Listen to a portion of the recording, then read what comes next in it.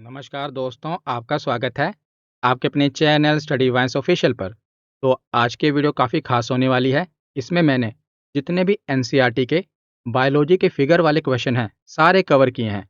मैंने उन्हें समझाया भी है और साथ में जो भी एनसीईआरटी में दिए गए प्रश्न हैं सारे आपको कराऊंगा भी।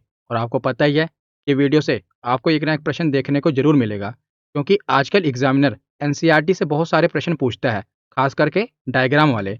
और रेलवे में तो खास करके यहाँ से प्रश्न पूछा ही जाता है। रेलवे हो गया या जितने भी स्टेट एग्जाम होते हैं, यहाँ से प्रश्न पूछे ही जाते हैं। ये वीडियो आपके लिए काफ़ी इंपॉर्टेंट होने वाली है।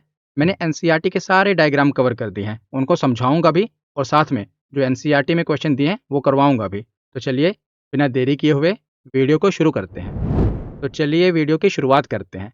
तो सबसे पहले मैं आपको बताता हूँ कि प्रश्न पूछा कैसे जाता है, ताकि आपको आइडिया हो। तो देखिए, एक डायग्राम दिया जाता है और आपसे पूछा जाता है कि जो चित्र है इसमें एक्स और वाई कोई भी नाम दे दिया जाएगा, एक्स वाई ए बी।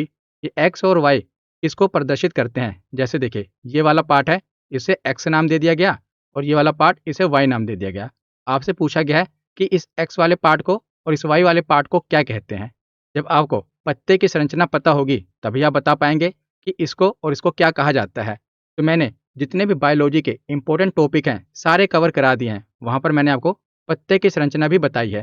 तो प्लेलिस्ट का लिंक मैं वीडियो के डिस्क्रिप्शन में दे दूंगा, आप पूरी बायोलॉजी वहाँ से पढ़ सकते हैं। तो चलिए सबसे पहले इस प्रश्न को सोल्व करने के लिए हम पत्ते की संरचना देख लेते हैं। जब एक बार हमें पत्ते के सारे पार्ट पता चल जाएंगे तो पत्ते से रिलेटेड जो भी प्रश्न होगा हम सोल्व कर देंगे। तो देखिए, ये एक पत्ता है, पत्ता या पत्ती जो भी आप कह लीजिए। तो पत्ते का आधार क्या होता है? देखिए, पत्ता एक तने से जुड़ा होता है, ये तना है, इसे क्या कहेंगे? तना, इंग्लिश में स्टेम कहेंगे। तो पत्ता एक तने से जुड़ा होता है। तने के बाद आप देखेंगे जो पत्ता है, तने के बाद एक छोटी सी डंडी होती है ना, ये वाली, इसे क्या कहते हैं? इसे पर्णवृंत कहते हैं, पेटियोल कहते हैं। याद रखिएगा, एक होता है तना, जो पेड़ होता है, पेड़ का तना होता है। तने से आप देखेंगे एक छोटी सी डंडी निकली होती है जिससे पत्ता जुड़ा होता है, इसे पर्णवृंत कहा जाता है, पेटियोल कहा जाता है। और जो ये छोटी सी डंडी होती है ना, ये तने से जिससे जुड़ी होती है, उसे लीफ का बेस कहते हैं, पर्ण आधार कहते हैं। पर्ण यानी कि पत्ता, आधार यानी उसका बेस। अगर ये बेस टूट जाएगा तो पत्ता क्या होगा? उस तने से अलग हो जाएगा, इसीलिए इसे पत्ते का आधार कहा जाता है। ये क्या हो गया? Leaf base. और ये जो डंडी हो गई इसे क्या कहेंगे? इसे कहेंगे पर्णवृंत। उसके बाद आगे चलते हैं। तो देखिए, अब ये पूरा हरे रंग का पत्ता है। पत्ते में आप देखेंगे कि एक बीच में से एक शिरा जाती है, ये वाली लाइन आप देख रहे हैं बीच में से, इसे कहते हैं मिड रिब। इंग्लिश में मिड रिब कहते हैं और हिंदी में मध्य शिरा कहते हैं। ये मध्य में है तो मध्य शिरा, और मध्य शिरा से जो शिराएं ये निकली होती हैं इसे शिरा कहते हैं, इंग्लिश में वेन कहते हैं। जो बीच वाली है ना, इसे मध्य शिरा, और मध्य शिरा से ही शिराएं निकली होती हैं। और पत्ते का जो सबसे ऊपर वाला पार्ट है इसे टिप कहेंगे। जो सबसे ऊपर वाला पार्ट है ना, नुकीला, इसे टिप कहा जाएगा। और पत्ते का जो बाकी का हरा वाला भाग आप देख रहे हैं जो ये बच गया, इसे कहेंगे लेमिना पर्णफलक। फलक यानी आप समझ लीजिए पत्ता। तो पर्ण का फलक, बाकी का जो हरा वाला भाग आप देख रहे हैं कहीं पर भी, ये क्या है? पर्णफलक है। इसे ही स्तरिका भी कह देते हैं। इंग्लिश में लेमिना कहा जाता है, हिंदी में पर्णफलक या स्तरिका भी कह देते हैं। तो देखिए, और कहीं कहीं पर जो इसके आप देख रहे हैं ना, ये जो एज है, जो एकदम किनारा है, इसे क्या कहते हैं? इसे कोर या मार्जिन कह देते हैं। यहाँ पर नहीं लिखा है, मैं आपको एक्स्ट्रा बता दे रहा हूँ। जो ये इसका किनारा है ना, किनारा, ये जो ब्लेड टाइप है, इसे मार्जिन या कोर कह देते हैं। तो एक बार रिवाइज कीजिए, मेरे साथ बोलिए, शर्माइए मत, बोलने से ही आपको याद होगा। देखिए, ये तना है, तने के बाद ये पत्ते का आधार है, ये वाला भाग। उसके बाद जो छोटी सी डंडी है, जिसे पर्णवृंत कहते हैं। पत्ते के जो बीच में होता है इसे मध्य शिरा कहते हैं। मध्य शिरा से ही अलग अलग शिराएं निकलती हैं। और बाकी का जो हरा भाग है इसे लेमिना यानी कि पर्णफलक कहा जाता है। और बाकी आपको पता है जो नुकीला पार्ट है इसे टिप कहते हैं। तो ये तो होगी पत्ते की संरचना। अब देखते हैं कि एनसीईआरटी की बुक में कौन कौन से प्रश्न हैं। तो सबसे पहला प्रश्न है कि इस चित्र में एक्स और वाई किसको प्रदर्शित करते हैं। तो देखिए, ये वाला भाग आपसे पूछा गया है और ये बीच वाला भाग यानी कि जो ये लाइन गई है ये आपसे पूछा गया है। तो आप बताइए, अब आपने पत्ते की संरचना समझ लिया ना, इन दोनों भाग को क्या कहते हैं? तो एक्स वाले भाग को तो टिप कहते हैं, आपको पता है। और मध्य में जो ये शिरा गई है इसे मध्य शिरा कहते हैं। ये रेलवे के ग्रुप डी में प्रश्न पूछा गया था, ये वाला एनसीईआरटी से देख लो आप, ये प्रश्न लिया गया था। तो इसका सही जवाब क्या होगा? ऑप्शन सी, एक्स और वाई पूछा गया ना, तो एक्स को टिप कहते हैं और वाई को मध्य शिरा कहते हैं। अब अगला प्रश्न देखते हैं। तो इस चित्र में भी एक्स और वाई किसको प्रदर्शित करते हैं? तो देखिए, एक्स ये है, ये जो डंडी है पतली ये वाली आपको बतानी है, और वाई में आप देखिए यहाँ पर आके खत्म हो रहा है, मतलब ये जो हरा वाला भाग है ये आपको बताना है, खाली वाला भाग। तो देखिए पहले एक्स बताइए। तो जो पतली वाली डंडी है इसे क्या कहते हैं? तो मैंने आपको बताया था ये पेटियोल, पत्रवृंत है, ठीक है। और जो वाई वाला भाग है इसे पर्णफलक या लैमिना इंग्लिश में कहते हैं, हिंदी में पर्णफलक या स्तारिका कहते हैं। तो इसका सही जवाब क्या होगा? ऑप्शन सी होगा। इसके साथ अगला प्रश्न देख लेते हैं। तो जितने भी पत्ते से रिलेटेड हैं सारे प्रश्न हम देख ले रहे हैं, क्योंकि यहाँ से बहुत सारे प्रश्न बनते हैं। तो आगे आप देखिए कि इस चित्र में बी किसको प्रदर्शित करता है? तो बी कहाँ पर है? ये वाला भाग पूछ रहे हैं। तो ये वाला भाग क्या है? जो खाली भाग, आपको पता ही है। इसे क्या कहते हैं? लैमिना या स्तारिका। तो ऑप्शन सी इसका सही जवाब है। अब अगला प्रश्न है कि इस चित्र में ए किसको प्रदर्शित करता है? तो अगर आपको विजुअल नहीं है तो मैं रेड लाइन से भी आपको बता देता हूँ। ए यहाँ तक पहुँचा है, ये आपसे पूछा गया है। ये जो ये है ये क्या है? तो आपको पता ही है कि ये शिरा है। मेरे मुंह से निकल ही गया था कि ये शिरा है। ये शिराएँ होती हैं ना, बीच में क्या है? मध्य शिरा है, और इससे ये शिराएँ निकली हैं। ये वाला भाग क्या है? शिरा है। तो इसका सही जवाब क्या होगा? ऑप्शन बी शिरा। अगर आप देखिए मध्य शिरा क्या होती है? तो जो मिड में है वो मध्य शिरा। पत्रावृंत क्या होता है? तो ये जो पतली वाली डंडी है ये पत्रावृंत है। और टिप क्या होता है? तो सबसे ऊपर ये वाला भाग टिप होता है। अब पत्ते से रिलेटेड कुछ भी पूछा जाए, ये बाहरी संरचना है पत्ते की, तो पत्ते की बाहरी संरचना से अब कुछ भी पूछ लिया जाए तो आपको पता चल गया। अगर आपको डिटेल में पढ़ना है तो मैंने इसको डिटेल में भी पढ़ाया हुआ है। उसके बाद आगे चलते हैं। तो हमने पत्ते की बाहरी संरचना देख ली। पत्ते की आंतरिक संरचना से भी पूछा जाता है। जैसे ये पत्ता है ना, अगर पत्ते को हम बीच में से काट दें तो जो उसके अंदर की संरचना है वो क्या होगी, वो अब हम देख लेते हैं। तो सीधा ही एनसीईआरटी में ऐसा ही पूरा डायग्राम दिया हुआ है। जो मैं आपको ये डायग्राम दिखा रहा हूँ ना, ये एनसीईआरटी में ही दिया गया है। तो यहीं से प्रश्न भी बनते हैं। ये पत्ते की बाहरी संरचना है जो ऊपर आप देख रहे हैं। यहाँ से उसके बाद क्या किया गया है कि देखिए पत्ते को बीच में से काटा जाएगा। उसके बाद ये जो आप नीचे देख रहे हैं ना, ये पूरी पत्ते की अंदर की संरचना है, और बहुत ही आसान है। अभी आपको देखने में लग रहा होगा पता नहीं क्या दिया गया है, अभी मैं आपको समझाता हूँ। तो बहुत ही आसान है। यहाँ से एनटीपीसी में क्वेश्चन आए थे। तो देखिए पत्ते की जो, अगर हम इसकी आंतरिक संरचना देखें, अब बाहरी संरचना तो हमने समझ ली, अब आंतरिक संरचना देख रहे हैं। तो अंदर की संरचना में जो पत्ते का, आप हिंदी और इंग्लिश दोनों में देख लीजिए। यहाँ पर आप देखिए कि जो सबसे ऊपरी भाग होगा ना उसे मोमी क्यूटिकल कहेंगे। तो मोमी क्यूटिकल क्यों कहते हैं? आप ऐसा समझ लीजिए, जो पत्ते का सबसे ऊपर वाला भाग होता है, जब हम काटते हैं ऊपर वाला भाग, तो मोम की तरह आप देखते हैं ना पत्ता मुलायम होता है, तो उसे मोमी क्यूटिकल कह देते हैं। ऐसे आप समझ लीजिए। तो अगर एरो ऊपर दिया होगा यहाँ पर, ये होगा मोमी क्यूटिकल। और उसके बाद अगर एरो नीचे दिया है, इसे कहते हैं ऊपरी बाहरी त्वचा, यानी कि पत्ते की जो ऊपर की बाहर की त्वचा है ये हो गई। उसके बाद और पत्ते के अंदर जाएंगे तो इसे कहते हैं, इस वाले भाग को जो आपको ये गोल गोल दिख रहे हैं ना, ये सब क्या है? ये सब है क्लोरोप्लास्ट, जिसे हिंदी में हरित लवक कहते हैं। और हरित लवक का काम क्या होता है? क्लोरोप्लास्ट के कारण ही पौधों में प्रकाश संश्लेषण की क्रिया देखने को मिलती है। फोटोसिंथेसिस की जो प्रक्रिया होती है ये हरित लवक के कारण ही होती है। तो इसी में क्लोरोफिल पाया जाता है। तो यह हरित लवक। और उसके बाद आप देखेंगे कि जो बीच बीच में गैप दिख रहे हैं ना, ये सब गैप हैं, इसे कहते हैं वायु कोश, एयर स्पेसिस। जो बीच में जो गैप है इसे एयर स्पेसिस कहते हैं। उसके बाद आप देखेंगे ये क्या है? ये द्वार कोशिका है, गार्ड सेल है। ये जो आप देख रहे हैं ये क्या है? द्वार कोशिका। और उसके बाद नीचे ये वाला पार्ट जो है इसे कहते हैं निचली बाह्य त्वचा। ऊपर क्या था? ऊपरी बाह्य त्वचा, और नीचे है निचली बाह्य त्वचा। इसमें भी आप देख लीजिए। तो सबसे ये ऊपर वाला भाग है ये वेक्सिक्यूटिकल है, मोमिक्यूटिकल ये वाला भाग। नीचे वाला भाग इसका क्या है? हिंदी में आप बताइए। ऊपरी बाह्य त्वचा है। ये वाला पूरा भाग क्या है? क्लोरोप्लास्ट है। और उसके बाद जो जो खाली खाली भाग हैं ये क्या है? एयर स्पेसिस है, वायु कोश है। ये क्या है? ये गार्ड सेल है, द्वार कोशिका है। और ये वाला भाग क्या है? यह है इसका निचली बाह्य त्वचा। तो अब इससे प्रश्न देखते हैं कि कौन कौन से प्रश्न यहाँ से बने हैं। तो सबसे पहले एनसीईआरटी में पूछा गया है कि चित्र में बी किसको प्रदर्शित करता है। तो सबसे पहले देखिए बी कहाँ पर है, ये रहा।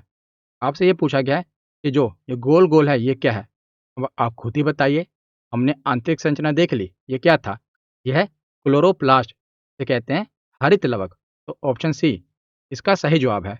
अब इसके बाद अगला प्रश्न देखते हैं। तो इसमें पूछा गया है इस चित्र में एक्स किसको प्रदर्शित करता है?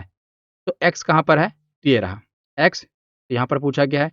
ये वाला भाग आपसे पूछा गया है, ये किसको प्रदर्शित करता है? तो बताइए, ये क्या है? ये बा, निचली बाहरी त्वचा है ना, ये कहाँ पर होगा? ये रहा ऑप्शन सी इसका सही जवाब है। ये क्या है? ये निचली बाहरी त्वचा है। ये ऊपरी बाहरी त्वचा ये वाली है और निचली बाहरी त्वचा नीचे है। तो आप समझ गए। इसके बाद देखिए आगे, तो चित्र में वाई किसको प्रदर्शित करता है? तो वाई कहाँ पर है? तो इस वाले भाग को पूछा गया है। देखिए, ऊपर वाला भाग था मोमी क्यूटिकल।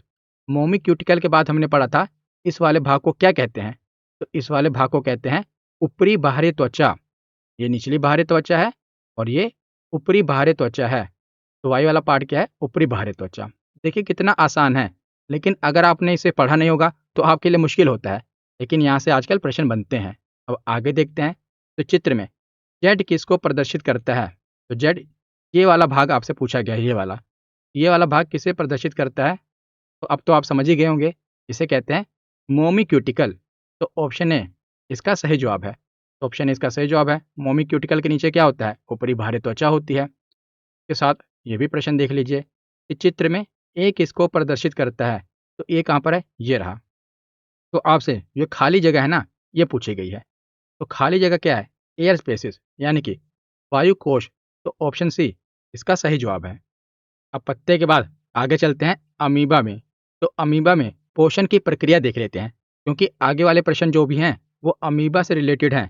तो पहले हम अमीबा की पोषण की प्रक्रिया देख लेते हैं, फिर इससे रिलेटेड जो एनसीईआरटी में प्रश्न है वो देख लेंगे। तो पोषण की प्रक्रिया है क्या अमीबा में? तो देखिए, ये अमीबा की संरचना होती है, कोई फिक्स संरचना इसकी नहीं होती। तो ये अमीबा है। अमीबा के बीच में क्या होता है? केंद्रक, जिसे कहते हैं न्यूक्लियस। और ये जो रेड वाला पार्ट देख रहे हैं, यह खाद्य कण, यानी कि उसके भोजन का कण है। तो अमीबा भोजन कैसे करता है? तो देखिए, खाद्य कण बाहर की ओर होता है। तो अमीबा क्या करता है? अपने दोनों पैर, समझ लीजिए पैर हैं, इसको या पैर या हाथ समझ लीजिए आप, दोनों हाथ निकालता है। इसे हिंदी में कहते हैं कूटपाद या पदाव, इंग्लिश में कहते हैं यूडोपोडिया। यूडोपोडिया इंग्लिश में कहते हैं और हिंदी में पादाव या कूटपाद कहा जाता है। तो पहले दोनों बाहों को इस प्रकार पसारेगा या दोनों पैरों को इस प्रकार पसारेगा और जो भोजन है ना, उसे घेर लेगा। आप देख रहे हैं भोजन को घेर लिया। उसके बाद इसको बंद कर देगा चारों तरफ से। आप देख रहे हैं, तो लाल वाला क्या है? ये भोजन का पार्ट है, खाद्य कण। और इसे अब इसने चारों तरफ से घेर लिया, इसे कहेंगे खाद्य रिक्तिका, फूड वैक्यूल। यहाँ पर आप देखिए ये वाला भाग, इसे कहेंगे फूड वैक्यूल। और इसे फूड पार्टिकल, जो इसके अंदर फूड है। अब घेरने के बाद क्या होगा? इसको अपने अंदर की ओर ले लेगा। तो पहले जो भोजन था बाहर की तरफ था। तो मैं एक बार इरेज कर लेता हूँ, आप दोबारा देख लीजिए। एक मिनट, तो इरेज कर देते हैं। अब देखिए, पहले क्या था? भोजन बाहर की ओर था। यह भोजन लास्ट में आप देखेंगे कि भोजन अमीबा के अंदर आ गया। कैसे आया? इसने कूटपाद, जिसे कहेंगे कूटपाद, इसको बढ़ाया। उसके बाद भोजन को घेरे में लिया, अंदर में लिया। उसके बाद बंद कर दिया। अब भोजन इसके अंदर आ गया। ये भोजन की अमीबा में पोषण की प्रक्रिया है। तो यहाँ से प्रश्न क्या क्या बनते हैं वो अब देखते हैं। तो पहला प्रश्न है, इस चित्र में एक्स और वाई किसको प्रदर्शित करते हैं? तो एक्स पूछा गया है, ये ब्लैक वाला भाग, और वाई पूछा गया ये बाहर वाला भाग। तो ये तो आपको पता है, जो बाहर वाला भाग है ये क्या है? ये खाद्य कण है, फूड पार्टिकल है। और अंदर जो काला वाला भाग है, ये न्यूक्लियस यानी कि केंद्रक है। तो एक्स क्या है? केंद्रक। तो केंद्रक कहाँ? ये रहा। और वाई क्या है? खाद्य कण है। तो इसका सही जवाब क्या होगा? ऑप्शन ए इसका सही जवाब होगा। अब अगला प्रश्न देखते हैं। तो चित्र में ए किसको प्रदर्शित करता है? तो ए कहाँ पर है? तो ये रहा। आप देख रहे हैं ना ये ए। तो इसके दोनों ये क्या हैं? तो इसे कहा जाएगा कूटपाद। तो ऑप्शन सी इसका सही जवाब होगा। तो अगला प्रश्न है, इस चित्र में बी किसको प्रदर्शित करता है? तो बी कहाँ पर है? ये रहा। तो ये खाद्य रिक्तिका बताई गई है, ये वाली। और उसके बीच में जो ये बीच में है ना, ये वाला भाग, इसे क्या कहेंगे? तो खाद्य रिक्तिका के बीच में क्या है? खाद्य का कण है, खाद्य कण है, क्योंकि इसी को तो घेरेगा और अंदर लेगा। इसे क्या कहेंगे? खाद्य कण कहेंगे। तो ऑप्शन ए इसका सही जवाब है। तो आगे अब हम ये डायग्राम देख लेते हैं, क्योंकि आगे जो भी इंटरनल ऑर्गन है उससे प्रश्न बनेंगे। तो पहले हम डायग्राम में समझ लेते हैं। तो देखिए, ये जीवा होती है, जीवा यानी कि टंग। और ये हमारा मुंह है, माउथ है। इंग्लिश वाले डायग्राम में ज़्यादा क्लियर है। ये टंग है। एक मिनट में कलर चेंज कर लेता हूँ, फिर यार थोड़ा विजिबल नहीं है। अब देखिए, ये टंग है। टंग के पीछे आप देख रहे हैं ये माउथ कैविटी है। भोजन यहाँ से अंदर जाएगा और ये क्या है, ये ग्रास नली है, ये हमारी ग्रास नली है। ग्रास नली सीधा हमारे पेट यानी कि अमाशय से जुड़ी होती है, जिसे स्टमक कहते हैं। ये हमारा स्टमक है। अगर आपको डिटेल में पढ़ना है ना, पूरे जितनी श्वसन प्रक्रिया है, सारी प्रक्रिया मैंने वहाँ पर समझाई हुई है। आप बायोलॉजी की प्लेलिस्ट में जाएँगे ना, तो वहाँ पर सबके ऊपर जितने भी टॉपिक है, सारे के ऊपर वीडियो बनी हुई है। जितना हमारा जो रेस्पिरेशन सिस्टम है, उत्सर्जित तंत्र है, सबके ऊपर मैंने वीडियो बनाई हुई है। तो यहाँ पर तो केवल हम जो भी एनसीईआरटी में डायग्राम दिए गए हैं ना, वो मैं थोड़ा ब्रीफली आपको समझा दे रहा हूँ, ताकि आपको क्वेश्चन सोल्व करने में आसानी हो। तो देखिए, ये जो हमारी ग्रास नली है, ये अमाशय से जुड़ी हुई है, जिसे स्टमक कहते हैं। और आप देखेंगे कि फेफड़े के नीचे ये वाला जो भाग है, इसे डायफ्राम कहते हैं। डायफ्राम क्या करता है? तो ये भी सांस लेने में सहाय करता है। डायफ्राम ऊपर नीचे होता है, तो जब ये ऊपर होता है तो फेफड़े क्या होते हैं? सिकुड़ते हैं। तो सिकुड़ते हैं तो सांस बाहर की ओर जाती है। जब ये नीचे होता है तो फेफड़े फूलते हैं, सांस अंदर की ओर आती है। ये डायफ्राम है, ये वाला भाग, ये फेफड़ों के नीचे होता है। और उसके बाद आप देखेंगे तो ये जो वाला भाग है ना, इसे पित्ताशय कहते हैं, गॉल ब्लैडर। और पित्ताशय कहते हैं जिसमें पित्त का भंडारण होता है। और पित्ताशय के नीचे ये आप देखेंगे, ये वाला भाग, ये वाला जहाँ पर मैं थोड़ा हाईलाइट कर दे रहा हूँ, ये पित्त नली होती है। ठीक है। उसके बाद ये लीवर है, ये जो बड़ा सा आप भाग देख रहे हैं, ये लीवर है। लीवर यानी कि यकृत। और लीवर के नीचे आप ये देखेंगे, पेट के नीचे, अमाशय के नीचे, ये अग्नाशय है, जिसे मैं हाईलाइट कर रहा हूँ, ये अग्नाशय है। अग्नाशय के बाद आप देखेंगे तो जो ये बाहर की ओर है ना, ये बड़ी आंत है। ठीक है। बड़ी आंत को हम बृहदान्त्र या कोलोन कह देते हैं। और इसके बीच में जो ये आप देख रहे हैं, ये छोटी आंत है, जिसे क्षुद्र आंत्र भी कह देते हैं, स्मॉल इंटेस्टाइन कहते हैं। और जो बड़ी आंत है, इसके नीचे आप ये वाला भाग देखेंगे, यहाँ से हम मल त्यागते हैं, जिसे एनस यानी कि गुदा द्वार कहा जाता है। और ये वाला भाग, ये अब हमारे काम का नहीं है, अपेंडिक्स कहते हैं। तो देखिए, ये गुदा द्वार है। तो यहाँ से अब जो भी प्रश्न बनते हैं वो हम देखते हैं। तो देखिए, पहला प्रश्न है कि चित्र में एक्स और वाई किसको प्रदर्शित करते हैं? तो एक्स कहाँ पर है? तो ये वाला भाग एक्स है, और ये जो पाइप गई है, ये आपसे पूछा है, ये वाई है। तो एक्स और वाई किसे प्रदर्शित करते हैं? तो एक्स तो जीभ है, और वाई क्या है? ग्रास नली है। तो इसमें आप देखिए कहाँ पर है, तो ऑप्शन बी आप देखेंगे ना, जीभ और ग्रास नली, इसका सही जवाब होगा। अब अगला प्रश्न देखते हैं। तो अगले प्रश्न में भी पूछा गया है, एक मिनट पेन चेंज कर लेता हूँ। हाँ, इस चित्र में ए किसको प्रदर्शित करता है? तो ए कौन सा भाग है? तो ये वाला भाग आपसे पूछा गया है। ये ये किसको प्रदर्शित करता है चित्र में? ए क्या है? ये स्टमक है, यानी कि अमाशय। तो ऑप्शन सी का सही जवाब है। ये एएलपी में क्वेश्चन पूछा गया था। वह आगे चलते हैं, एएलपी रेलवे में। इस चित्र में बी किसको प्रदर्शित करता है? तो बी कहाँ पर है? ये रहा। तो आपसे ये वाला पूछा गया है, ये वाला जो ऑर्गन है ना, ये आपसे पूछा गया है। बताइए, इस चित्र में बी किसको प्रदर्शित करता है? ये क्या है? तो ये है हमारा लीवर। लीवर के यानी कि यकृत। तो ऑप्शन ए का सही जवाब है। तो आगे चलते हैं। तो सी किसको प्रदर्शित करता है? ये रहा सी। तो आपसे ये वाला भाग पूछा गया है, ये देखिए, ये तो जो है गॉल ब्लैडर है, पित्ताशय है। पित्ताशय के नीचे मैंने आपको बताया था, ये क्या है? तो पित्त की नली। तो ऑप्शन सी इसका सही जवाब है। ये अग्नाशय है, ये हमारा अमाशय है। और ये आपको पता है ग्रास नली है, ये लीवर है, ये बड़ी आंत है बाहर की ओर, अंदर छोटी आंत है, ये हमारा गुदा द्वार है, ये अपेंडिक्स है। तो आगे देखते हैं। तो चित्र में डी किसको प्रदर्शित करता है? तो डी कहाँ पर है? ये रहा। तो आपसे ये वाला भाग पूछा गया, यहाँ से हम मल त्यागते हैं। तो क्या है ये? गुदा द्वार। ऑप्शन सी इसका सही जवाब है। इतना आसान है ना, एक बार आप पढ़ लेते हो तो मज़ा आता लगाने में। अगला प्रश्न है, इस चित्र में ए किसको प्रदर्शित करता है? तो ए कहाँ पर है? ये रहा। ये वाली चीज़ आपसे पूछी गई है, यानी कि ये जो बाहर है ना, बड़ी वाली, मैंने अब आपको बता ही दिया, ये क्या है? तो बड़ी वाली क्या है? बड़ी आंत है, बृहदान्त्र। वैसे बड़ी आंत में अगर आप लंबाई देखें, तो बड़ी आंत की लंबाई कम होती है छोटी आंत से, लेकिन फिर भी इसको बड़ी आंत इसलिए कहते हैं क्योंकि इसका जो व्यास होता है ना, डायमीटर ज़्यादा होता है छोटी आंत से। इसके बाद अगला प्रश्न देखते हैं। इस चित्र में बी किसको प्रदर्शित करता है? तो बी ये रहा। आपसे ऐसे पूछा गया है, ये एरो आप देख रहे हैं ना, ऐसे अंदर की ओर। तो अंदर जो ये छोटा-छोटा है, ये क्या है? जो नली है, ये छोटी आंत है, जिसे क्षुद्रांत्र भी कहते हैं। इसका सही जवाब क्या होगा? इसका सही जवाब होगा ऑप्शन डी, छोटी आंत। अगला प्रश्न देखते हैं। तो चित्र में सी किसको प्रदर्शित करता है? तो सी कहाँ पर है? ये रहा। तो इसको आप पूछा गया ये क्या है? आप बताइए क्या है? ये पित्ताशय है। तो ऑप्शन सी इसका सही जवाब होगा।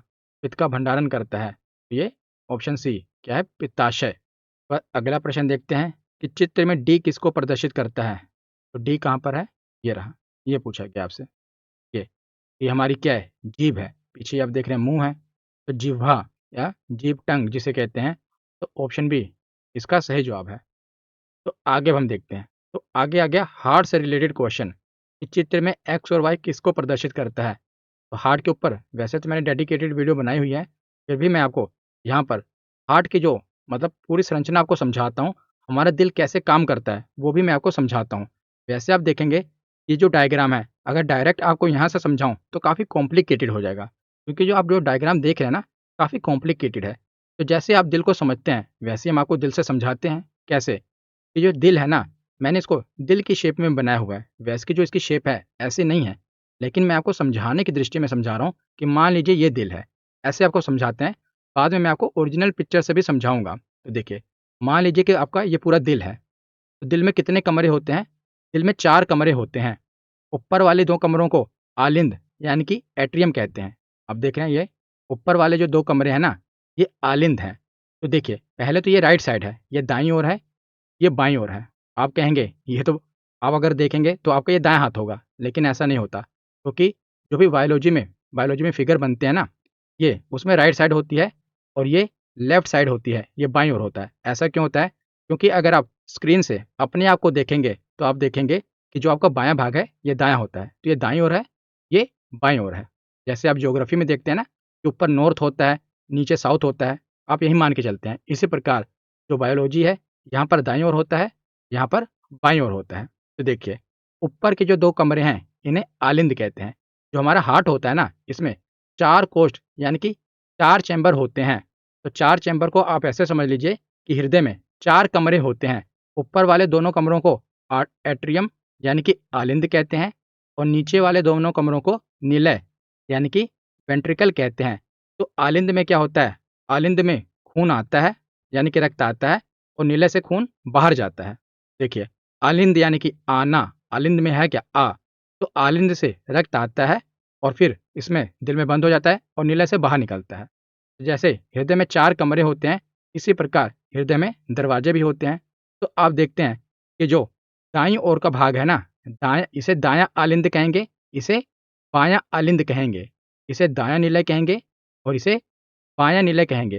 तो दाएँ आलिंद और दाएँ निलय में 3 कपाट होते हैं इनके बीच में, यानी कि 3 दरवाजे होते हैं दोनों कमरों के बीच में, जिसे हम कपाट यानी कि वोल्व कहते हैं। तो इसे हम इंग्लिश में ट्राइकस्पिड वोल्व कहते हैं, हिंदी में त्रिकपर्दी कपाट कहते हैं। तो इन कपाट का काम क्या होता है? तो जैसे जब खून आता है ना आलिंद में, तो इन कपाट से होते हुए यानी कि इन वोल्व से होते हुए नीले में जाता है। उसके बाद ये कपाट बंद हो जाते हैं। एक बार खून नीले में आ गया तो वापस जा नहीं सकता, ये बंद हो जाते हैं। इनसे खून अंदर से बाहर तो आ सकता है, नीले में तो आ सकता है, लेकिन नीले से आलिंद में नहीं जा सकता। ठीक है, आप समझ गए ना? नीले से खून आलिंद में नहीं जा सकता, लेकिन आलिंद से नीले में आ सकता है। तो देखिए, ऊपर का जो ये कौन सा है? ये दायां आलिंद है। दाएं आलिंद से और दाएं नीले के बीच में जो ये कपाट है, इन्हें त्रिकपर्दी कपाट कहते हैं। और जो दायां निलय है, इसमें आप देखेंगे तो अर्धचंद्राकार कपाट होता है, इसे सेमी ल्यूनर वॉल्व कहते हैं। इतने आसान तरीके से आपको पूरे यूट्यूब में किसी ने हृदय की संरचना नहीं समझाई होगी। अगर आप मेरी इसकी डिटेल में वीडियो देखेंगे ना, तो वहाँ पर भी मैंने बहुत ही अच्छे तरीके से समझाया हुआ है कि जो डायग्राम है बहुत ही कॉम्प्लिकेटेड होता है, लेकिन ऐसे आप आसानी से समझ पाएंगे। वैसे अगर आप देखेंगे हृदय का डायग्राम बहुत ही कॉम्प्लिकेटेड है। तो दाएं आलिंद और दाएं नीले के बीच में 3 कपाट होते हैं। नीले में जो कपाट होता है उसे अर्धचंद्राकार कपाट कहा जाता है। उसके बाद जो बायां आलिंद होता है, इसमें 2 कपाट होते हैं, 2 दरवाजे होते हैं, जिसे त्रिपर्दी कपाट कहा जाता है। तो 3 कपाट होंगे तो त्रिपर्दी, 2 कपाट होंगे तो त्रिपर्दी। और इसके बाद जो बायां निलय है, इसमें जो ये वाला कपाट है, इसे महाधमनी कपाट कहते हैं, ओटिक वोल्व कहते हैं। याद रखिएगा, एक एक करके हम आगे बढ़ रहे हैं। और जो हृदय के बीच में ये संरचना होती है, ये मांसपेशी की संरचना होती है, ताकि जो मतलब अशुद्ध रक्त है वो शुद्ध रक्त में मिल ना पाए। तो इसे सेप्टम कहते हैं। जो हृदय के बीच की मांसपेशीय संरचना होती है ना, इसे सेप्टम कहते हैं। ये पूरा डायग्राम है जो मैंने बनाया है हृदय का आपको समझाने के लिए। तो थोड़ा कॉम्प्लिकेटेड लग रहा है, लेकिन आसानी से समझाता हूँ आपको। इसके बाद मैं आपको हृदय का पूरा भाग समझाता हूँ। तो देखिए, आपको इतना समझ आ गया ना, ये अपना दायां आलिंद है, ये बायां आलिंद है, ये दायां निलय है, ये बायां निलय है।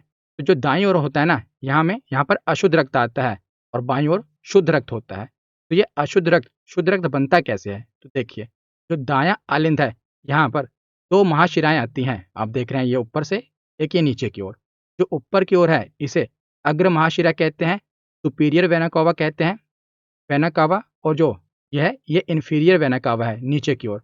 तो ऊपर की ओर से जो अपर बॉडी है ना, वहाँ से रक्त इसमें आता है। और ये जो इन्फीरियर वेना कावा है, निम्न महाशिरा है, यहाँ से जो हमारी लोअर बॉडी है ना, वहाँ का अशुद्ध रक्त इसमें जाता है। तो आलिंद का काम क्या है? आलिंद का काम क्या है? जो रक्त है इसमें आता है। तो दाएं आलिंद में अशुद्ध रक्त आता है, ठीक है। उसके बाद ये इनका पार्ट से होते हुए नीले में जाता है, दाएं नीले में। तो दाएं नीले के बाद इसमें क्या होता है? अब खून इसमें आ गया। उसके बाद इसमें जो वोल्व है, कौन सा? अर्धचंद्राकार वोल्व, इसमें से अशुद्ध रक्त होता हुआ, आप देख रहे हैं, अशुद्ध रक्त होता हुआ हमारे फेफड़ों में जाता है। तो फेफड़े में क्या होता है कि फेफड़ों में जो ऑक्सीजन है वो हमारे अशुद्ध रक्त से मिलती है और उसको शुद्ध कर देती है। अशुद्ध रक्त में ऑक्सीजन मिलती है, उसे शुद्ध कर देती है। उसके बाद जो शुद्ध रक्त है ना, ये फुसफुसिया शिरा से होते हुए, एक चीज रह गई, देखिए, जब यहाँ से अशुद्ध रक्त हमारे फेफड़ों में आता है ना, तो कौन सी धमनी से आता है? तो देखिए, पल्मोनरी आर्टरी, जिसे फुफ्फुसीय धमनी कहा जाता है, इससे जो खून है, ये हमारा अशुद्ध रक्त फेफड़ों में जाता है। और उसके बाद ये फुफ्फुसीय शिरा से होते हुए, पल्मोनरी वेन्स से होते हुए हमारे आलिंद में आ जाता है। कौन से? बाएं आलिंद में आ जाता है। और अब ये शुद्ध रक्त बाएं नीले में जाता है और यहाँ से महाधमनी से होते हुए हमारे पूरे शरीर में, यानी कि छोटी छोटी धमनियों से हमारे पूरे शरीर में फैल जाता है। तो आप पूरा हृदय की संरचना समझ गए ना, कितना आसान है। अशुद्ध रक्त शुद्ध बनता है फेफड़ों में ऑक्सीजन मिलकर, फिर उसके बाद माँ धमनी से होते हुए हमारे पूरे शरीर में फैल जाता है। तो अब मैं आपको एनसीईआरटी का जो डायग्राम है वो समझा देता हूँ। वैसे जो मैंने आपको डायग्राम समझा दिया वो थोड़ा आसान है, क्योंकि वहाँ से अगर प्रश्न पूछाएगा कि जैसे दाएं आलिंद और दाएं नीले के बीच में कितने कपाट होते हैं, तो वहाँ पर आपको डायग्राम आसानी से समझ आ गया। ये थोड़ा कॉम्प्लिकेटेड है, घूमा हुआ डायग्राम है, फिर भी मैं आपको समझा देता हूँ। तो देखिए, ये दायां आलिंद है, वो डायग्राम आपने समझ लिया, उससे भी आसानी होगी। ये दायां आलिंद है, ये दायां निलय है, ये बायां आलिंद है, ये बायां निलय है। इसके बीच में आपको कपाट नहीं दिखेंगे, क्योंकि ये मैंने वहाँ पर पूरा काट कर दिखाया है। और ये बीच में ये विभाजिका है, जैसे मैंने आपको सेप्टम बताया था, ताकि अशुद्ध रक्त शुद्ध रक्त में मिल ना पाए। उसके बाद आप देखेंगे, ये शरीर के ऊपर की महाशिरा है, ये ऊपर वाली, और ये शरीर के निचले भाग की महाशिरा है, ये आप देख रहे हैं। यहाँ से लोअर बॉडी का जो खून होता है गंदा वाला अशुद्ध रक्त वो जाता है। यहाँ से अपर बॉडी का जो खून होता है अशुद्ध रक्त होता है वो जाता है। ऊपरी भाग की महाशिरा है और ये नीचे वाली भाग की महाशिरा है। और ये आप देख रहे हैं, ये महाधमनी है। यहाँ से जो शुद्ध रक्त होता है ना, वो हमारे पूरी बॉडी में जाता है। ये महाधमनी है, याद रखिएगा, ये वाला भाग दोबारा हाईलाइट कर दे रहा हूँ, ये वाला भाग महाधमनी है। ऊपर वाला आप देखेंगे, ये फुफ्फुसीय धमनी है और ये फुफ्फुसीय शिरा है। फुफ्फुसीय धमनी का काम क्या था? अशुद्ध रक्त को फेफड़ों तक ले जाती है फुफ्फुसीय धमनी, और फुफ्फुसीय शिरा शुद्ध रक्त को आलिंद तक पहुंचाती है। ये जो फुफ्फुसीय शिरा है, आप देख रहे हैं। ये वाला डायग्राम मैंने आपको समझा दिया। अब देखिए, प्रश्न हम एक एक करके सोल्व करते हैं, देखते हैं कितने प्रश्न हमारे सही होते हैं। तो जो पहला प्रश्न है कि चित्र में एक्स और वाई किसको प्रदर्शित करते हैं? तो एक्स ये वाला भाग और वाई कहाँ पर है? ये वाला भाग। तो ये वाला भाग क्या होगा? एक्स और वाई आप बताइए। तो जो एक्स वाला भाग है इसे तो महाधमनी कहेंगे, ये वाले भाग को, ये महाधमनी है। और जो वाई वाला भाग है, ये वाला कहाँ गया? ये वाला, ये दायां निलय है, ये बायां निलय है। तो ये कौन सा निलय होगा? दायां निलय होगा। तो महाधमनी और दायां निलय, तो ऑप्शन ए इसका सही जवाब हो जाएगा। अब इसके बाद अगला प्रश्न हम देखते हैं। ये देखिए, यहाँ पर तो मैंने भी आपको समझाया था, इसको एक बार इरेज कर देते हैं, उसके बाद समझते हैं। प्रश्न क्या पूछा गया है कि चित्र में ए किसको प्रदर्शित करता है? तो ए वाला आपको भाग बताना है, तो ये वाला भाग पूछा गया है। तो अब आप बताइए कौन सा भाग है? दायां निलय। तो ऑप्शन सी इसका सही जवाब होगा। अगला प्रश्न है कि चित्र में बी किसको प्रदर्शित करता है? बी वाला भाग, ये वाला भाग आपसे पूछा गया है। ये क्या है? ऊपर क्या है? आलिंद है, ऊपर दोनों आलिंद है ना। तो ये बायां आलिंद है, तो ये कौन सा होगा? ये दायां आलिंद होगा। तो ऑप्शन ए इसका सही जवाब है। वैसे भी मैंने आपको बताया ये दायां वाला भाग है और ये भाग बायां है। उसके बाद अगला प्रश्न देखते हैं। तो देखिए, चित्र में ए किसको प्रदर्शित करता है? तो ए पूछा गया ये किसको प्रदर्शित करता है बताइए? तो इसे हम कहते हैं विभाजिका या सेप्टम। तो इसमें से कोई भी ऑप्शन सही नहीं होगा। तो डी, ऑप्शन डी इसका सही जवाब है। और आप इसके साथ ये बताइए, जो दिल की आवाज़ होती है ना, दिल की आवाज़ कैसी होती है? ये भी प्रश्न एग्जाम में पूछा गया है। तो आपने ज़्यादातर सुना होगा धक धक, और धक धक दिल की आवाज़ नहीं होती। दिल की आवाज़ होती है लब डब। एक बार मैं आपको दिल की आवाज़ सुनाता हूँ। रुकिए, मैं दिल के पास लेकर जाता हूँ माइक और आपको दिल की आवाज़ सुनाता हूँ। ये दिल की आवाज़ होती है लब डब, लब डब। ये एग्जाम में पूछा गया है कि दिल की आवाज़ कैसी होती है। तो वहाँ पर ऑप्शन था धक धक, लब डब। तो कई लोगों ने उसको धक धक लगा दिया, पर धक धक आवाज़ नहीं होती। जो उसके वोल्व होते हैं ना, मैंने आपको जो कपाट बताए, जब कपाट में से खून जाता है तो कपाट बंद होते हैं। तो जब कपाट खुलता है तो लब की आवाज़ आती है, जब कपाट बंद होता है तो डब की आवाज़ आती है। तो इसीलिए लब डब, लब डब। क्योंकि एक बार खून उसके कपाट में एंटर हुआ तो लब की आवाज़ आई, फिर डब की आवाज़ आई। तो लब डब आवाज़ होती है, याद रखिएगा, दिल की। धक धक आवाज़ नहीं होती। उसके बाद हाँ, आगे बढ़ने से पहले मैं आपको बता देता हूँ कि जो भी हिस्ट्री की बुक्स है ना, ई बुक्स, ये आपको हमारी वेबसाइट studyvanceofficial.com पर मिल जाएंगी। इसका जो लिंक है मैंने वीडियो को डिस्क्रिप्शन में दिया हुआ है। तो पूरी की हिस्ट्री आपको चार्ट और डायग्राम से मैंने बहुत ही आसान तरीके से समझाई है। और उसके साथ अगर आपको पीडीएफ डाउनलोड करनी है तो आप मेरे टेलीग्राम चैनल से जुड़ जाइए। तो आगे अब हम मेल रिप्रोडक्टिव सिस्टम देख लेते हैं। तो सबसे पहले, क्योंकि आगे वाले प्रश्न इससे ही बनेंगे, तो सबसे पहले जो ये है वृषण। तो पुरुषों में 2 वृषण होते हैं, यानी कि एक जोड़ी वृषण होता है। और वृषण वृषण कोश के अंदर, जिसे हम स्क्रोटम कहते हैं, एक थैली होती है, उसके अंदर वृषण होता है। और वृषण के ऊपर वाला जो ये भाग होता है ना, वृषण के अंदर ही शुक्राणु बनते हैं। और वृषण के ऊपर जो ये भाग होता है, इसे अधिवृषण कहते हैं। इसमें शुक्राणु मैच्योर होते हैं, परिपक्व होते हैं। उसके बाद इस वाली वहिका से, जो ये वाली वहिका आप देख रहे हैं, इससे जो शुक्राणु ऊपर की ओर जाते हैं, यह शुक्र वहिका, शुक्राणु की वहिका, शुक्र वहिका। तो शुक्र वहिका से जो शुक्राणु होते हैं, ये आप देख रहे हैं, शुक्राशय में जाते हैं। शुक्राशय, इसे सेमिनल वेसिकल कहते हैं। शुक्राशय में इसमें और ज़्यादा रसों का इसमें मिलते हैं शुक्राणु से, जिससे जो शुक्राणु हैं और परिपक्व होते हैं। उसके बाद शुक्राणु आगे बढ़ते हैं तो आगे बहुत सारी ग्रंथियों से इनमें हार्मोन मिलते हैं, जैसे प्रोस्टेट ग्रंथि और कूपर्स ग्लैंड। इनसे ग्रंथियों से क्या होता है, इनमें हार्मोन का स्त्राव होता है, जिससे शुक्राणु और परिपक्व हो जाते हैं। और उसके बाद परिपक्वता के बाद ये क्या करते हैं, हमारे मूत्र मार्ग से बाहर निकलते हैं। तो मूत्र मार्ग से ही शुक्राणु भी बाहर निकलते हैं। मूत्र मार्ग से ही हमारा जो पेशाब है, मूत्र है, वो भी बाहर निकलता है। तो जो मूत्र है हमारा, ये है ब्लैडर यानी मूत्राशय। तो मूत्र की थैली आप समझ लीजिए, इसमें मूत्राशय जो है वो भी यहीं से बाहर निकलता है। और जो ये ऊपर वाली जो मसल है, ये क्या है, इसे हम पेनिस कहते हैं, कृष्ण कहते हैं। ठीक है, ये पूरा जो हमारा मेल रिप्रोडक्टिव सिस्टम है। अब इससे जो प्रश्न बनते हैं वो आगे हम देख लेते हैं कि क्या क्या प्रश्न पूछे गए हैं। तो सबसे पहले है कि चित्र में एक्स और वाई किसको प्रदर्शित करते हैं। ये वही चित्र है जो मैंने आपको समझाया एनसीईआरटी में, उसको थोड़ा उल्टा करके दे दिया गया है। तो देखिए, इसमें क्या है, क्या पूछा क्या गया, एक्स और वाई।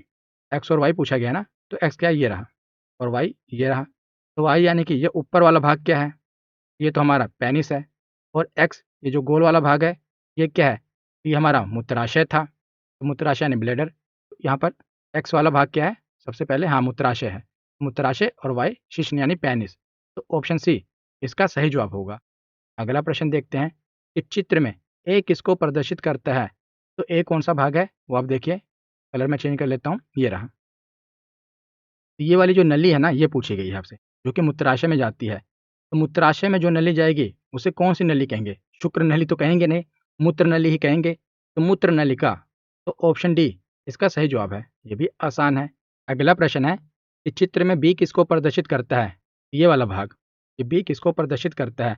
तो जो हमारे शुक्राणु होते हैं, ये हमारी शुक्र वाहिका से होते हुए शुक्राशय में जाते हैं ना, ये शुक्राशय है। तो ऑप्शन कौन सा सही होगा, तो ऑप्शन बी इसका सही जवाब है। तो मेल रिप्रोडक्टिव सिस्टम हमने देख लिया। आगे अब हम फीमेल रिप्रोडक्टिव सिस्टम देखते हैं। तो देखिए, फीमेल रिप्रोडक्टिव सिस्टम भी मैंने डिटेल से समझाया है। वहाँ पर मैंने पूरी प्रक्रिया समझाई है। और वहाँ पर मैंने ये भी समझाया कि महिलाओं को पीरियड क्यों आते हैं और उनको पीरियड में खून क्यों आता है। पूरा मैंने प्रोसेस उसमें समझाया हुआ है। आप बायोलॉजी की प्लेलिस्ट में देख सकते हैं। तो देखिए, फीमेल रिप्रोडक्टिव सिस्टम में जैसे जो हमारे पुरुष होते हैं, पुरुषों में क्या होता है, वृषण होता है, जिसमें शुक्राणु बनते हैं। उसी प्रकार महिलाओं में क्या होता है, ओवरी होती है। तो इनमें भी 2 ओवरी होती है, जैसे हम में 2 वृषण होते हैं। तो ओवरी में, जिसे हिंदी में कहते हैं अंडाशय, इसको कहते हैं अंडाशय।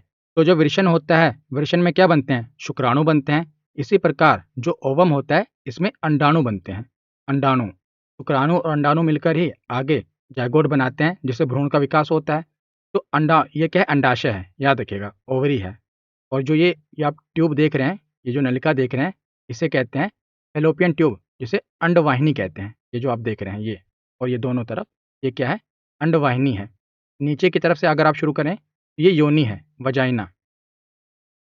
ये वजाइना है। वजाइना के ऊपर, एक मिनट मैं कलर चेंज कर लेता हूँ। हाँ, ठीक है। अब ये योनि है। योनि के ऊपर ये वाला जो भाग है, संकरा सा जो रास्ता है, ये आप देख रहे हैं, इसे कहते हैं ग्रीवा। इसे सर्विक्स कहते हैं, गर्भाशय ग्रीवा। और ये क्या है, गर्भाशय है। ये गर्भाशय है। तो जो शुक्राणु होता है ना, शुक्राणु योनि से प्रवेश करता है और आगे की ओर बढ़ता है। और जो अंडाणु होते हैं, वो अंडाशय से निकलते हैं और उसके बाद आगे यहाँ पर बढ़ते हैं, किसमें, फैलोपियन ट्यूब में आ जाते हैं, अंडवाहिनी में आ जाते हैं। यहाँ पर अंडाणु, जो शुक्राणु होते हैं, कई शुक्राणु निकलते हैं, लेकिन उसमें से कुछ ही पहुँच पाते हैं, 10-12 शुक्राणु ही पहुँच पाते हैं। लेकिन आखिरी तक, यानी कि अंडाणु से एक ही शुक्राणु मिल पाता है। तो उसके बाद और जो शुक्राणु और अंडाणु मिलते कहाँ पर हैं, ये दोनों मिलते हैं फैलोपियन ट्यूब में, याद रखिएगा। फैलोपियन ट्यूब में ही अंडाणु और शुक्राणु मिलते हैं, इस वाले ट्यूब में। इसके बाद इनमें निषेचन की प्रक्रिया होती है, लेकिन जो भ्रूण का विकास होता है, वो अंडवाहिनी में नहीं होता, क्योंकि जो अंडवाहिनी होती है बहुत ही पतली होती है ना। तो अंडवाहिनी में इसका विकास होगा तो ये फट जाएगा भ्रूण। अगर भ्रूण का विकास होगा तो अंडवाहिनी फट जाएगी। इसलिए जो भ्रूण का विकास होता है, वो गर्भाशय में होता है। ठीक है, गर्भाशय में होता है। लेकिन निषेचन की प्रक्रिया, निषेचन किसे कहते हैं, तो जब मेल का शुक्राणु, मेल का शुक्राणु और फीमेल का अंडाणु दोनों आपस में मिलते हैं, उसे निषेचन कहते हैं। इसे निषेचन की प्रक्रिया कहते हैं। तो ये फैलोपियन ट्यूब में ही होती है। ये जो ट्यूब है ना, इसी के अंदर होती है। लेकिन जो भ्रूण का विकास होता है, वो गर्भ में होता है, गर्भाशय में होता है, याद रखिएगा। तो आगे अब इससे जो प्रश्न बनते हैं वो देख लेते हैं। तो पहला प्रश्न है कि चित्र में एक्स और वाई किसको प्रदर्शित करते हैं।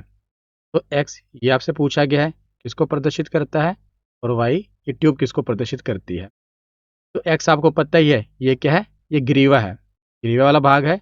और वाई ये कौन सी ट्यूब है, फैलोपियन ट्यूब, जिसे अंडवाहिका कहते हैं। तो ऑप्शन ए इसका सही जवाब होगा। अगला प्रश्न देखते हैं। तो इसमें ए किसको प्रदर्शित करता है, तो ये आपसे पूछा गया है, ये क्या है, आपको पता ही है, यह है ओवरी, यानी कि अंडाशय। तो ऑप्शन कौन सा सही होगा, तो ऑप्शन डी इसका सही जवाब होगा।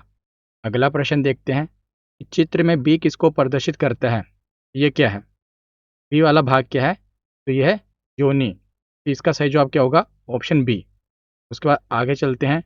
तो आगे अब हम अंतःस्रावी जो ग्रंथियां होती हैं ना, वो पहले देख लेते हैं, क्योंकि इससे प्रश्न पूछे गए हैं। तो देखिए, जो अंतःस्रावी ग्रंथियां होती हैं, हमारा जो ब्रेन होता है, उसमें 3 अंतःस्रावी ग्रंथियां होती हैं।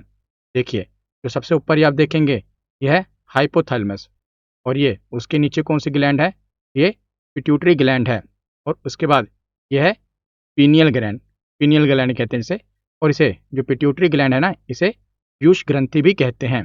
तो सबसे ऊपर आप देखेंगे, तो सबसे ऊपर होती है पीनियल ग्लैंड। अगर आप नंबर वाइज देखेंगे, तो सबसे ऊपर है पीनियल ग्लैंड, उसके नीचे इधर आप देखेंगे हाइपोथैलेमस है, हाइपोथैलेमस के नीचे कौन सी है, पीयूष ग्रंथि। ये पुरुष है, मेल है, और ये फीमेल बॉडी है, दोनों में ब्रेन तो होता ही है। उसके बाद आप देखेंगे पैराथायराइड ग्लैंड, तो ये पैराथायराइड ग्लैंड है, दोनों में ही पाई जाती है। उसके नीचे होती है थायराइड ग्लैंड, उसके नीचे होता है थाइमस, उसके नीचे होता है एड्रिनल ग्लैंड। आप ये देखेंगे, ये कौन सी ग्लैंड है, ये एड्रिनल ग्लैंड है, जो कि किडनी के ऊपर पाई जाती है। इसे अधिवृक्क ग्रंथि कहा जाता है। उसके नीचे आप देखेंगे, ये पैनक्रियास है, अग्न्याशय जिसे कहते हैं। उसके बाद महिलाओं में ओवरी पाई जाती है, हमने पढ़ा। और पुरुषों में टेस्टिस, यानी वृषण पाए जाते हैं, वृषण पाया जाता है। उसके बाद आगे हम प्रश्न देखते हैं। तो देखिए, प्रश्न क्या पूछा गया है कि चित्र में एक्स और वाई किसको प्रदर्शित करते हैं। तो एक्स ये पूछा गया है और वाई पूछा गया है। ये वृषण है और ये क्या है, अंडाशय है। तो इसका सही जवाब होगा ऑप्शन बी। अगला प्रश्न देखते हैं कि चित्र में जेड किसको प्रदर्शित करता है। तो देखिए जेड ये पूछा गया है और ऐसे प्रश्न दिया गया था। तो आपको पता है कि पुरुष में भी अगर ये थाइमस ग्रंथि है तो महिला में भी ये थाइमस ग्रंथि है। तो इसका सही जवाब क्या होगा? तो ऑप्शन सी इसका सही जवाब होगा। इसके बाद आगे चलते हैं और अगला प्रश्न देखते हैं। तो आगे पुष्प की संरचना है, फ्लावर की संरचना है, तो फ्लावर से रिलेटेड क्वेश्चन पूछे जाएंगे। तो सबसे पहले देख लेते हैं। तो देखिए जो फूल होता है ना, फूल का जो नीचे वाला भाग है ये पुष्प का आसन है, इसे पुष्पासन कहते हैं, थैलमस कहते हैं। और उसके बाद जो पुष्पासन है इसके नीचे आप देखेंगे हरे कलर की पत्तियां होती हैं, इन्हें हम कहते हैं बाहरी दल, कैलिक्स।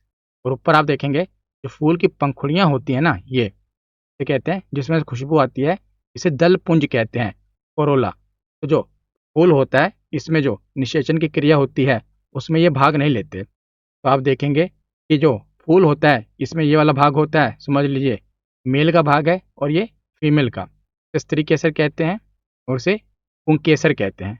तो आप ये जो देख रहे हैं यह पुंकेसर, ये तो पुंकेसर का जो ये भाग होता है ऊपर वाला इसे पराग कोश कहते हैं। और ये जो डंडी होती है पतली वाली इसे तंतु या पुतंतु कहते हैं, जिसे फिलामेंट कहते हैं। और इसी पराग कोश से पराग का निकलते हैं और महिला वाले इसके जो महिला वाला भाग है, ये जो सबसे ऊपर वाला भाग है इसे वर्तिकाग्र कहते हैं, ये स्त्री केसर वाला भाग है। तो इसमें आके चिपक जाता है और इसके फिर अंदर जाते हैं परागकण, ये वर्तिका है।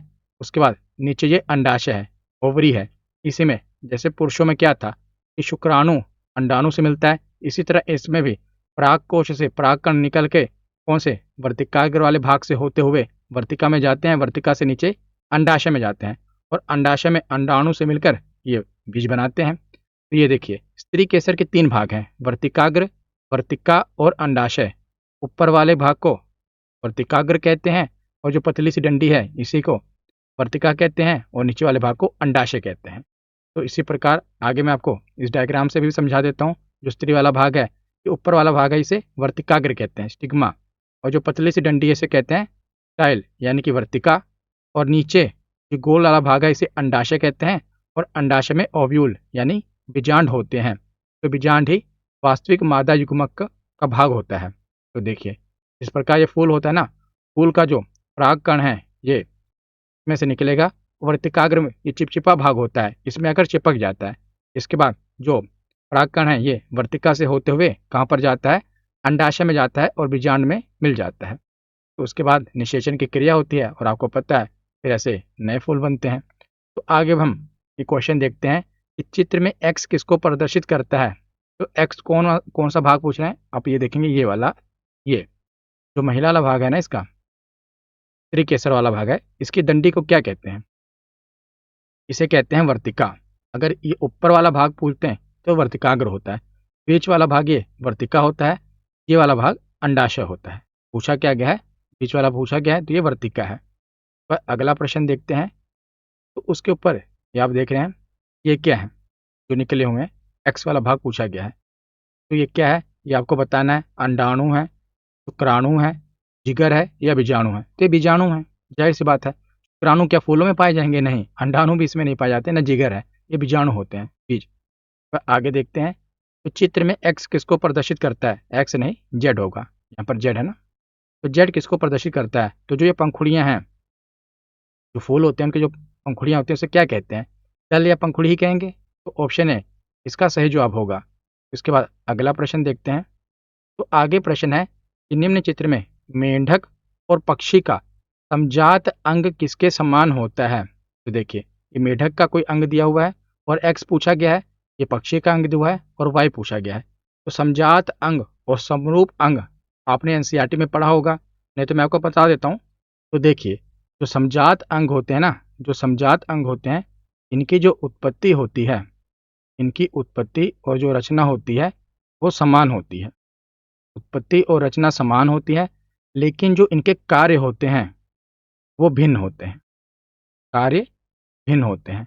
और उसी तरह अगर आप समरूप अंग देखें, 2 ही अंग होते हैं, एक समजात एक समरूप। तो समरूप अंगों में जो उत्पत्ति और रचना होती है वो भिन्न होती है, वो अलग अलग होती है, लेकिन कार्य समान होते हैं। समझ गए? जैसे आप देखिए, उदाहरण से मैं आपको समझाता हूँ कि जो समजात अंग है, मैंने आपको बताया कि जो उत्पत्ति और रचना होती है समान होती है, लेकिन जो उनका काम होता है वो अलग अलग होता है समजात अंगों में। जैसे जो मनुष्य के हाथ होते हैं और कुत्ते के जो आगे वाले पैर होते हैं, दोनों की उत्पत्ति और रचना तो समान है, लेकिन कार्य भिन्न है। हम अपने हाथों से क्या करते हैं, खाना खाते हैं, लेकिन कुत्ते जो होते हैं उनके 4 पैर हम कहते हैं ना, लेकिन जो आगे वाले 2 पैर हैं उससे वो खाना उना तो नहीं खाते ना, चलते ही हैं। तो उत्पत्ति और रचना तो समान है, लेकिन कार्य क्या है, अलग अलग है। तो उसे समजात अंग कहेंगे। समरूप अंग में क्या होगा कि उत्पत्ति और रचना तो अलग अलग होगी, लेकिन जो उनका काम होगा ना वो समान होगा, उसे कहेंगे समरूप अंग। तो यहाँ पर पूछा गया है, तो इसके उदाहरण कुछ एनसीईआरटी में दिए गए हैं, और यही एक उदाहरण ज़्यादातर पूछा जाता है। जो डायग्राम दिया गया है इसीलिए मैंने इसे कवर कर दिया। तो एनसीईआरटी में क्या प्रश्न पूछा गया है कि निम्न चित्र में मेंढक और पक्षी का समजात अंग किसके समान है। तो मेंढक और पक्षी के समजात अंग किसके समान है। तो जो मेंढक के आगे वाले 2 पैर कहो या 2 हाथ कहो, वो किसके समान होते हैं। तो छिपकली के आगे वाले जो पैर होते हैं उसके समान होते हैं। और जो पक्षी होता है, पक्षी के आगे वाले जो पर होते हैं, जो बाद में पर बन जाते हैं, जैसे मनुष्य में जो आगे वाले हाथ होते हैं उनकी और पक्षी में जो पर होते हैं, इनकी उत्पत्ति और रचना तो समान होती है, लेकिन कार्य भिन्न भिन्न हो जाता है। तो ये पक्षी है और ये मानव का है। तो ऑप्शन सी इसका सही जवाब है। आप एनसीईआरटी में देखेंगे तो 2 ही एग्जाम्पल है और दोनों ही सेम है। यहाँ पर भी आप देखेंगे, यहाँ पर क्या था, पिछले प्रश्न में ये दिया गया था और ये पूछ लिया था। इस प्रश्न में क्या है, ये दिया है, ये पूछ लिया है। तो इधर छिपकली है तो इधर क्या होगा, छिपकली का मैंने आपको बताया किसके समान था। तो छिपकली का मेढक के समान था और मानव का पक्षी के समान था। तो मेढक ये रहा। तो ऑप्शन ए इसका सही जवाब है। इसके बाद आगे देखते हैं। देखिए, आगे जो भी प्रश्न है वो रेस्पिरेशन सिस्टम से रिलेटेड है। पहले हम थोड़ा समझ लेते हैं। तो ऊपर से समझते हैं। देखिए, तो यह है नेसल पैसेज, यानी कि नासिका मार्ग। यहाँ से हम सांस लेते हैं, सांस लेते हैं तो सांस आगे बढ़ती है। और ये ओरल कैविटी है, मुख गुहा है, जहाँ से हम खाना खाते हैं। उसके बाद खाना यहाँ से आगे जाता है और यहाँ से सांस जाती है। सांस और खाना एक ही रास्ते से आगे जाते हैं। ये ग्रसनी है, जिसे हम फेरिंक्स कहते हैं। ग्रसनी के बाद आगे आता है यहाँ पर एपिग्लोटिस। एपिग्लोटिस क्या होता है, एक तरह का ढक्कन होता है एपिग्लोटिस, जिसका काम क्या होता है, तो जो क्या करता है, खाने और जो हम खाना भी खा रहे हैं और सांस भी जा रही है, इनको अलग करता है। खाने को ये एपिग्लोटिस ढक्कन होता है, जो कि खाने को फूड पाइप में भेजता है, और जो हमारी सांस होती है उसे श्वास नली में भेजता है, अलग अलग करता है। एक ढक्कन है। उसके बाद लैरिंक्स, यानी कि ये स्वर स्वर यंत्र है। और आगे आप ये जो देख रहे हैं ये क्या है, ट्रेकिया, जिसे हम श्वास नली कहते हैं। और श्वास नली आगे आप देखेंगे तो 2 शाखाओं में बढ़ जाती है, जिसे ब्रोंकाई कहते हैं। दोनों फेफड़ों में जाती है और यही ब्रोंकाई आगे चलकर छोटी छोटी ब्रोंक्यूलिस में बढ़ जाती है। आप देख रहे हैं ये, और ये हमारा पूरा फेफड़ा है। ये पूरा ये भी फेफड़ा है। और फेफड़े के अंदर आप देखेंगे ना, जो ब्रोंक्यूलिस है आगे छोटे छोटे अंगूर के आकार के आप देखेंगे गुच्छे पाए जाते हैं, जिसे एल्वियोली कहते हैं, कूपिका कहते हैं। जो हमारी सांस होती है ना, इन्हीं गुच्छों में जाकर भर भर जाती है, जिससे फेफड़े फूलते हैं। तो सबसे पहले आप देखेंगे, इसको मैं इरेज कर देता हूँ, फिर से आपको समझाता हूँ। देखिए, जो सांस होती है ना हमारी, श्वास नली से आगे जाती है। उसके बाद ये 2 भागों में बढ़ जाती है, जिसे कहते हैं ब्रोंकाई। और ये ब्रोंकाई आगे छोटे छोटे भागों में बढ़ जाती है, जिसे कहते हैं ब्रोंकियोलस। और इन ब्रोंकियोलस का जो सीरा होता है उसे कहते हैं कोपिका। इसी में सांस जाके भरती है, याद रखिएगा। और जो ये नीचे है, मैंने आपको पहले ही बताया था, ये डायफ्राम है, डायफ्राम। ठीक है। और जो ये हमारा फेफड़ा होता है ना, ये जिस थैली में सुरक्षित रहता है उसे कहते हैं प्लूरल मेम्ब्रेन। क्या कहते हैं, प्लूरल मेम्ब्रेन। इसी में हमारा फेफड़ा सुरक्षित रहता है। तो उसके बाद हम डायग्राम भी देख लेते हैं। देखिए, ये डायग्राम जो एनसीईआरटी में दिया गया है, नासाद्वार, मुख गुहा, ग्रसनी, ये कंठ है। कंठ जो आप देखते हैं ना आपके, जिसे हम टेटुआ भी कह देते हैं, एडम एप्पल कहते हैं, आगे उभरा हुआ हिस्सा होता है वो कंठ होता है। ये श्वास नली है, श्वास नली। और ये फुफ्फुस मतलब होता है फेफड़ा, लंग्स को ही फुफ्फुस कहते हैं। यहाँ पर दिया है, ये हमारा फेफड़ा है। ये उसके ऊपर पसलियाँ होती हैं, नीचे डायफ्राम होता है। ठीक है। ये हमारी श्वसनी है, श्वास नली जो मैंने आपको बताई है। यहाँ यहाँ से मैं आपको बताता हूँ ज़्यादा प्रश्न क्या पूछे जाते हैं। ज़्यादातर देखिए, ये हमारी कोपिका है, जो मैंने आपको बताया ना कि आगे जो ब्रोंक्यूलिस होते हैं, छोटे छोटे अंगूर के गुच्छों में, ये देखिए आप, अंगूर के गुच्छों में बदल जाते हैं, इसमें सांस भरती है, जिसे हम कोपिका कहते हैं, एल्वियोली कहते हैं। और इसे श्वसन श्वसनिकाय कहते हैं। के ऊपर मैंने आपको यहाँ पर समझाया था। देखिए, ये देखिए, ये क्या है, ट्रेकिया है। ट्रेकिया है ना, उसका ये ब्रोंकाई में बदल जाता है, दो ब्रोंकाई में। ब्रोंकाई के आगे क्या होता है, ब्रोंक्यूलस। इसी को हम ब्रोंक्यूलस को ही यहाँ पर क्या कह रहे हैं, श्वसनिकाएं कहते हैं। और वही श्वसनिकाएं आगे अंगूर के गुच्छे होती हैं, कोपिका कहा जाता है, अंगूर के गुच्छों की तरह होती हैं और इन्हीं में सांस भर जाती है। ये देखिए, प्रश्न क्या पूछा जा रहा है कि एक्स और वाई किसको प्रदर्शित करते हैं। तो एक्स क्या है, ये पूछा गया है कि पसली के अंदर क्या है, और वाई ये नीचे क्या है। तो पसली के अंदर फेफड़ा है और वाई नीचे क्या, डायफ्राम है। तो इसका सही जवाब होगा ऑप्शन बी, फुफ्फुस। मैंने आपको बताया फेफड़े को कहते हैं, और डायफ्राम। इसके बाद हम अगला प्रश्न देखते हैं। तो अगला प्रश्न है कि चित्र में बी किसको प्रदर्शित करता है। तो बी ये क्या है, बताइए। ये डायफ्राम है, ऑप्शन डी इसका सही जवाब है। अगला प्रश्न है कि चित्र में सी किसको प्रदर्शित करता है, ये क्या है। तो एनसीईआरटी में क्या दिया गया है, कंठ। तो ऑप्शन डी का सही जवाब है।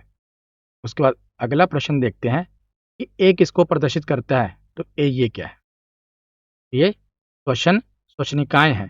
हमने देखा ना, श्वसन श्वसनिकाएं हैं। और आगे ये क्या है, ये कोपिका है, एल्वियोली। तो आगे अब हम उत्सर्जन तंत्र देख लेते हैं। इसके आगे प्रश्न पूछे जाएंगे, तो पहले हम समझ लेते हैं। तो देखिए, ये हमारी किडनी है दोनों तरफ। ये आप देख रहे हैं, ये भी किडनी है। ये हमारी बाएं किडनी है ये, और ये दाएं किडनी है। तो ये बाएं किडनी है, और उसके बाद ये आप जो लाल कलर के देख रहे हैं ना, ये क्या है, धमनी है, बाएं वृक्क की धमनी है।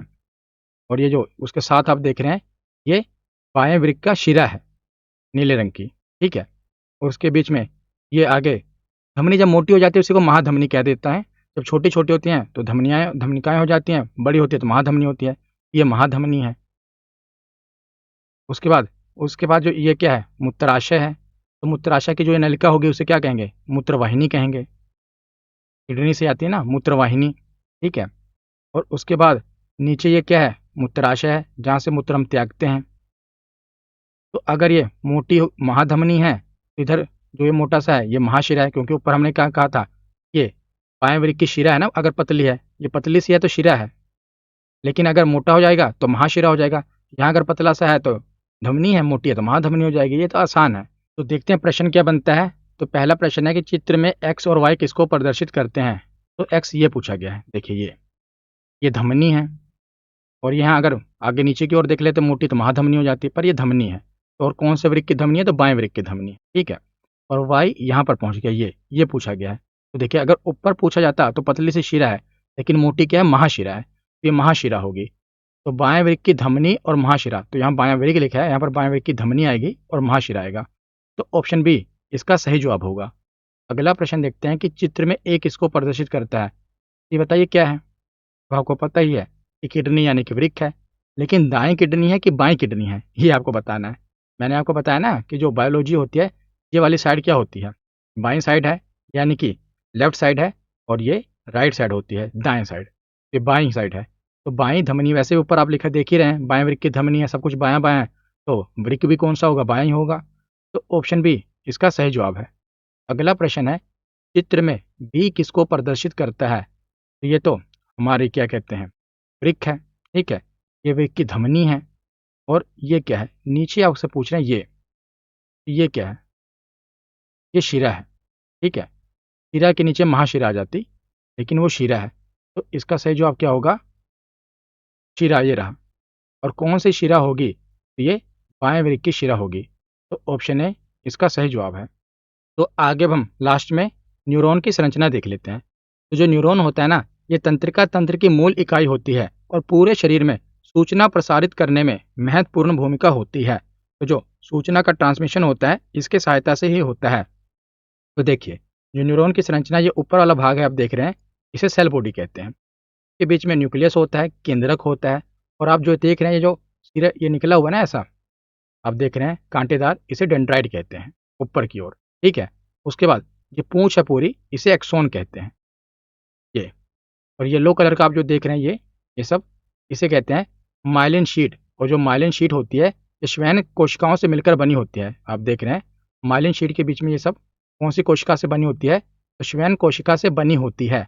और ये जो माइलिन शीट है, इसके बीच में आप कुछ हिस्सा खाली देख रहे हैं। दो माइलिन शीट के बीच में जो हिस्सा खाली है, इसे कहते हैं नोड ऑफ रेनवियर। और उसके बीच में पूंछ के पीछे जो है इसे एक्सोन टर्मिनल कहते हैं। फिर एक्सोन टर्मिनल से जो सूचना होती है ये डेंड्राइट आगे फिर आ जाता है, इससे जुड़ जाता है, तो उससे आगे बढ़ती रहती है। तो इस प्रकार ये पूरे न्यूरॉन की संरचना होती है। अब क्वेश्चन क्या पूछा गया था कि एक्स किसको प्रदर्शित करता है? ये रहा एक्स। ये जो पूंछ है ये क्या है बताइए? ये एक्सोन है। तो ऑप्शन बी इसका सही जवाब है। तो आज की ये वीडियो यहीं पर खत्म होती है। कैसी लगी ये वीडियो कमेंट सेक्शन में ज़रूर बताना। धन्यवाद।